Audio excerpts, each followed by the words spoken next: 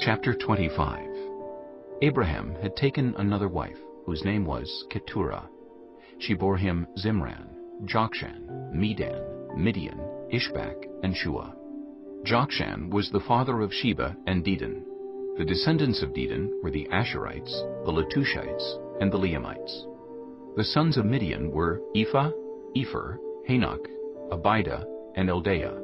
All these were descendants of Keturah. Abraham left everything he owned to Isaac, but while he was still living, he gave gifts to the sons of his concubines and sent them away from his son Isaac to the land of the east. Abraham lived 175 years. Then Abraham breathed his last and died at a good old age, an old man and full of years, and he was gathered to his people. His sons Isaac and Ishmael buried him in the cave of Machpelah near Mamre, in the field of Ephron, son of Zohar the Hittite, the field Abraham had bought from the Hittites. There Abraham was buried with his wife Sarah. After Abraham's death, God blessed his son Isaac, who then lived near Beer-lahai-roi. This is the account of the family line of Abraham's son Ishmael, whom Sarah's slave Hagar the Egyptian bore to Abraham. These are the names of the sons of Ishmael, listed in the order of their birth: Nebaioth, the firstborn of Ishmael, Kedar, Adbeel, Mibsam, Mishma, Duma, Massa, Hadad, Tema, Jeter, Naphish, and Kedemah. These were the sons of Ishmael, and these are the names of the 12 tribal rulers according to their settlements and camps. Ishmael lived 137 years. He breathed his last and died, and he was gathered to his people. His descendants settled in the area from Havilah to Shur, near the eastern border of Egypt as you go toward Ashur, and they lived in hostility toward all the tribes related to them. This is the account of the family line of Abraham's son Isaac. Abraham became the father of Isaac, and Isaac was 40 years old when he married Rebekah, daughter of Bethuel the Aramean from Paddan Aram, and sister of Laban the Aramean. Isaac prayed to the Lord on behalf of his wife, because she was childless. The Lord answered his prayer, and his wife Rebekah became pregnant.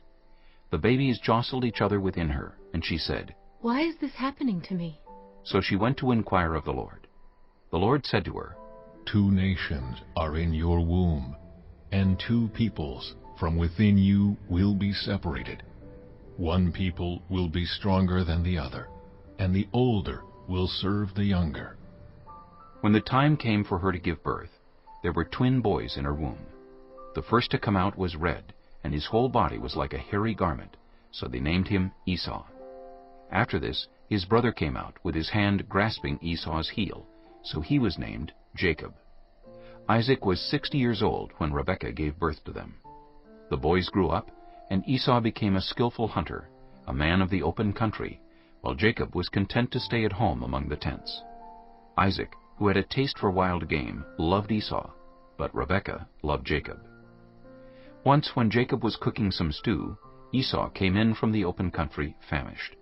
He said to Jacob, "Quick, let me have some of that red stew. I'm famished." That is why he was also called Edom.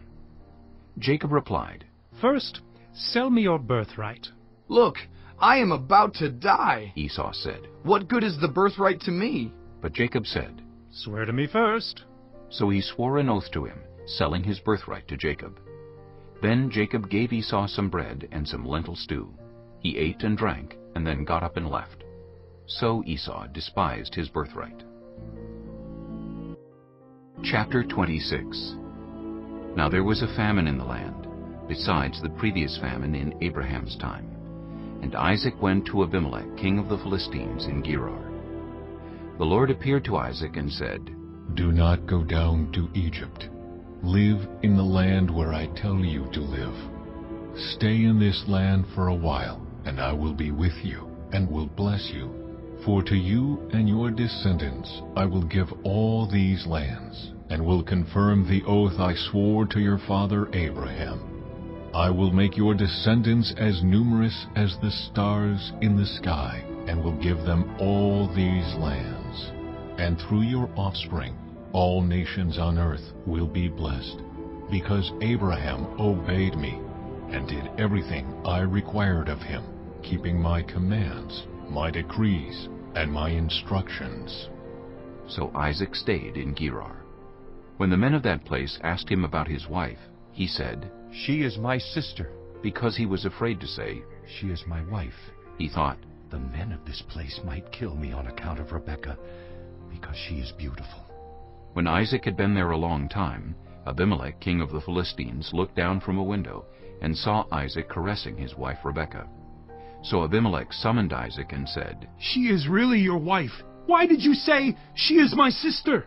Isaac answered him. Because I thought I might lose my life on account of her. Then Abimelech said, What is this you have done to us? One of the men might well have slept with your wife, and you would have brought guilt upon us. So Abimelech gave orders to all the people, Anyone who harms this man or his wife shall surely be put to death. Isaac planted crops in that land, and the same year reaped 100-fold, because the Lord blessed him. The man became rich, and his wealth continued to grow until he became very wealthy. He had so many flocks and herds and servants that the Philistines envied him. So all the wells that his father's servants had dug in the time of his father Abraham, the Philistines stopped up, filling them with earth.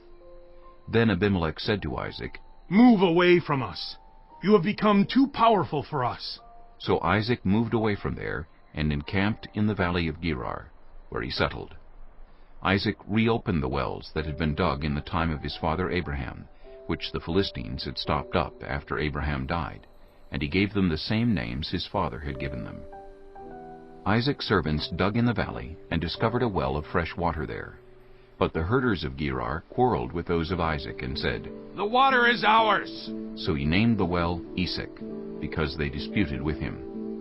Then they dug another well, but they quarreled over that one also, so he named it Sitnah. He moved on from there and dug another well, and no one quarreled over it.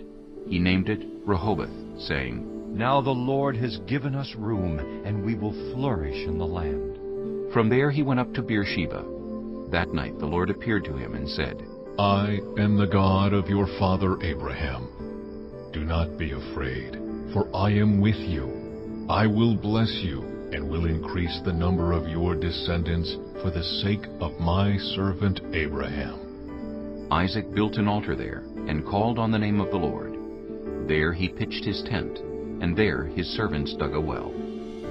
Meanwhile, Abimelech had come to him from Gerar, with Ahuzath his personal advisor, and Phicol the commander of his forces. Isaac asked them, Why have you come to me, since you were hostile to me and sent me away? They answered, We saw clearly that the Lord was with you, so we said there ought to be a sworn agreement between us and you. Let us make a treaty with you, that you will do us no harm, just as we did not harm you, but always treated you well and sent you away peacefully. And now you are blessed by the Lord. Isaac then made a feast for them, and they ate and drank. Early the next morning the men swore an oath to each other. Then Isaac sent them on their way, and they went away peacefully. That day Isaac's servants came and told him about the well they had dug. They said, We found water! He called it Sheba, and to this day the name of the town has been Beersheba. When Esau was 40 years old, he married Judith, daughter of Beeri the Hittite, and also Basemath, daughter of Elon the Hittite. They were a source of grief to Isaac and Rebekah.